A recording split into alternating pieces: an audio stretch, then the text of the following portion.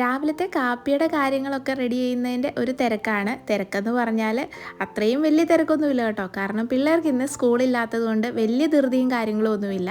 എന്നാൽ നമ്മൾ കാപ്പി ഒഴിവാക്കുന്ന ഒരു പരിപാടിയും നമ്മുടെ വീട്ടിലില്ല കേട്ടോ.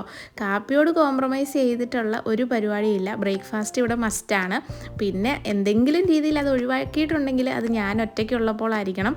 അങ്ങനെയും സംഭവിക്കുന്നത് വളരെ ചുരുക്കമാണ് കേട്ടോ. മടിയൊക്കെ പിടിച്ചിട്ടിരിക്കുകയാണെങ്കിൽ മാത്രമേ ഉള്ളൂ വല്ലോ ഓട്സിലോ നൂഡിൽസിലോ ഒക്കെ മാത്രം ഒന്ന് ഒതുങ്ങിപ്പോകുന്നത്.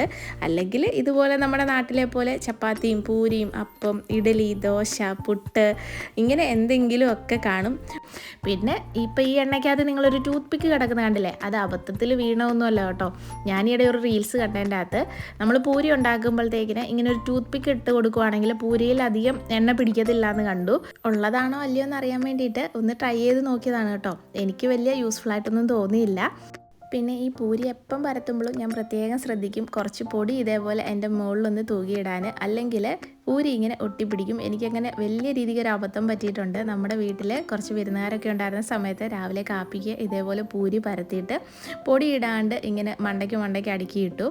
എന്നാൽ എണ്ണയിലിട്ട് പൊരിച്ചെടുക്കാമെന്ന് വിചാരിച്ചപ്പോഴത്തേക്കിനും മൊത്തം പൂരിയും ഒന്നിനോടൊന്ന് ഒട്ടി ഇരുന്നിട്ട് അത് വീണ്ടും ആദ്യം മുതൽ കുഴച്ച് പരത്തിയെടുത്ത് കാപ്പി കുടിച്ച് വന്നപ്പോഴത്തേക്കും 11-11:30 ആയിരുന്നു സമയം.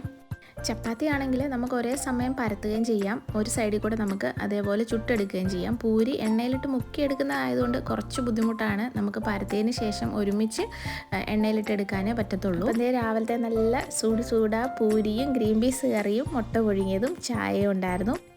പിന്നെ ഇതേപോലെ തണുപ്പ് കാലമായി കഴിഞ്ഞാൽ ഈ ജലദോഷവും പനിയും ഒക്കെ സർവ്വസാധാരണമാണ്. ഒപ്പം ഈ ആവി പിടിക്കലും. ആദ്യം തന്നെ നമ്മളിങ്ങനെ ആവിയൊക്കെ ഒന്ന് പിടിപ്പിച്ച് വിടുകയാണെങ്കിൽ വലിയ ബുദ്ധിമുട്ടൊന്നും കൂടാതെ ഇങ്ങനെ ഈ തണുപ്പ് കാലം അങ്ങ് കടന്നു പൊക്കോളും. പിന്നെ വൈകുന്നേരം ആയപ്പോഴത്തേക്ക് ഇന്ന് അച്ചാച്ചൻ എനിക്കൊരു ന്യൂ ഇയർ ഗിഫ്റ്റുമായിട്ടൊക്കെയാണ് കേട്ടോ ഡ്യൂട്ടി കഴിഞ്ഞപ്പം വന്നത്. ഗിഫ്റ്റ് എനിക്കാണ് കിട്ടിയെങ്കിലും പൊട്ടിക്കുന്നത് നമ്മുടെ മക്കളും 3 പേരും കൂടിയാണ്. ക്രിസ്മസിന് എനിക്ക് ഗിഫ്റ്റൊന്നും കിട്ടിയില്ലല്ലോ എന്ന് വിചാരിച്ചപ്പോഴാണ് കേട്ടോ ന്യൂ ഇയർ സമ്മാനം എത്തിയത്. ന്യൂ ഇയർ ഗിഫ്റ്റ് കിട്ടിയ എൻ്റെ സന്തോഷത്തിൽ ഞാനൊരു തന്തൂരി മസാലയൊക്കെ റെഡി ചെയ്ത് ചിക്കനിലൊക്കെ ഒന്ന് പുരട്ടി ഓവനിൽ വെച്ചു.